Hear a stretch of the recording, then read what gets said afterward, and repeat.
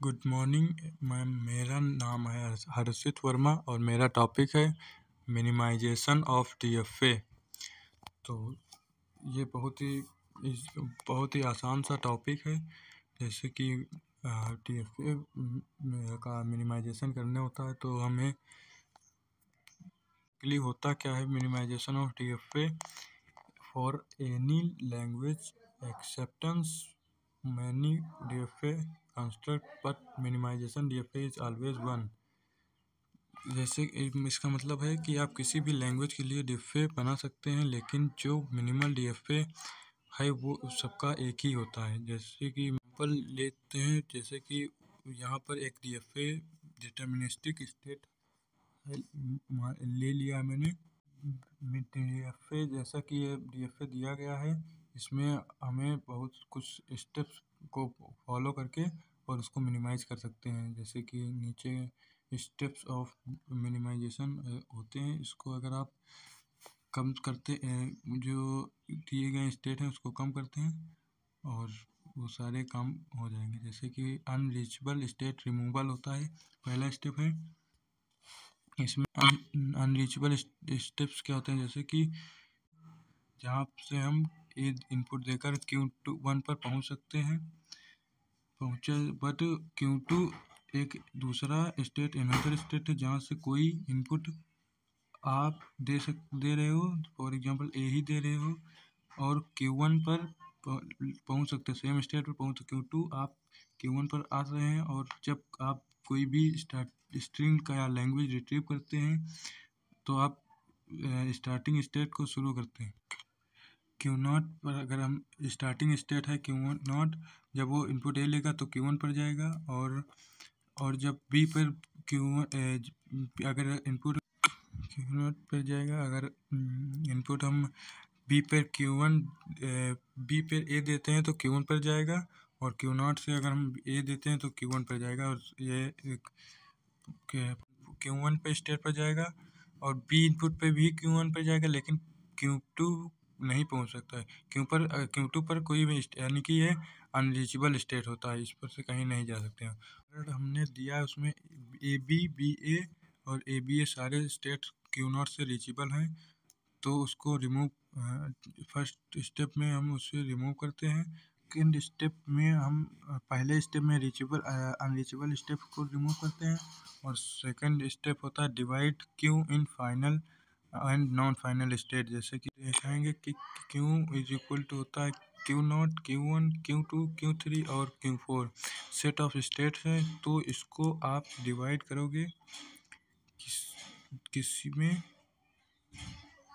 तो इसको आप डिवाइड करोगे जैसे कि फाइनल स्टेट और नॉन फाइनल स्टेट में।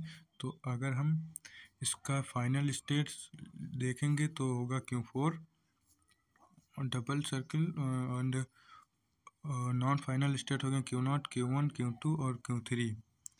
तो फर्स्ट स्टेप में आप इसे फाइनल और नॉन फाइनल डिवाइड करेंगे। थर्ड स्टेप होता है find instruction for input symbol of all non final states. इसमें नॉन फाइनल स्टेट्स क्या हैं, जैसे कि Q0, Q1, Q2, Q3 ये सारे अब जो नॉन फाइनल स्टेट्स हैं, जो नॉन फाइनल स्टेट्स हैं। अब Q4 है जो है फाइनल स्टेट है, तो आप इसके लिए ट्रांजिशन टेबल ड्रा करेंगे। यहाँ मैंने यहाँ ट्रांजिशन टेबल जैसे कि ड्रा किया है। अब यहाँ पे एक एक करके हम देखेंगे कि किस में क्या इनपुट देंगे तो और कौन सा स्टेप पे हम जाएंगे। जैसे कि Q0, Q1, Q2, Q3 ये हमारे स्टेप्स हैं और Q4 हमारा फाइनल स्टेप है। Q0 पर अगर ए देंगे हम तो Q1 पर पहुँचेंगे एंड Q0 पर ए दिए तो Q1 पर पहुँचे। जैसे कि ये देखो इसी के परिवार के सदस्य हैं सब। एंड अगर Q0 पर हमने ए दिया तो Q2 पर पहुँचे, यानी कि इसी सब का सब सदस्य है। इसी तरह हम Q2 पर अगर ए देखें तो Q1 पे पहुँचे हैं, Q2 पर ए दिया तो Q3 पर ए दिया तो Q2 पर पहुँचे हैं। ये सारे के सारे इसी के सदस्य हैं। अब बी में देखते हैं, बी इनपुट देने पर कि इसकी सदस्य बन रहे एक हैं क्या नहीं। अगर Q0 पर मैंने बी दिया तो Q3 पर पहुँचेंगे और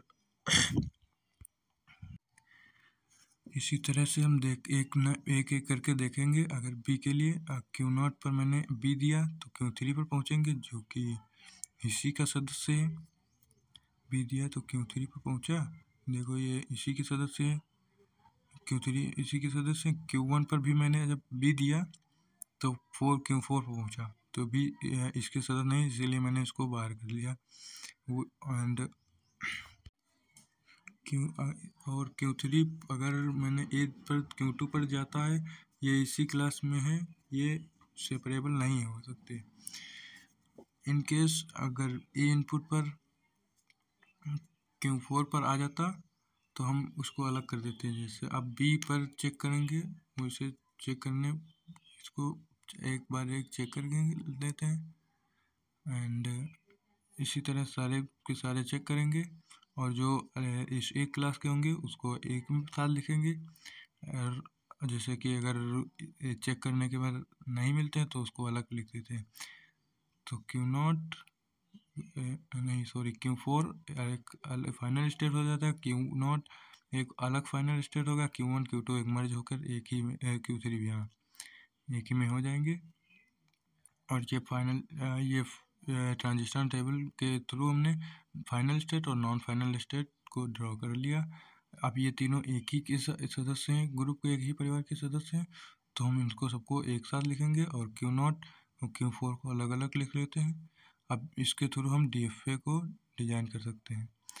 चलो मैं DFA डिज़ाइन करने के लिए इनपुट ए बी, जैसे कि ये तीनों एक ही में है, क्यू टू में ए दिया तो क्यू वन पर पहुँचा, उसी में एक ही सदस्य का है। क्यू थ्री पर ए दिया तो भी क्यू टू पर पहुँचा, वो भी एक ही सदस्य है।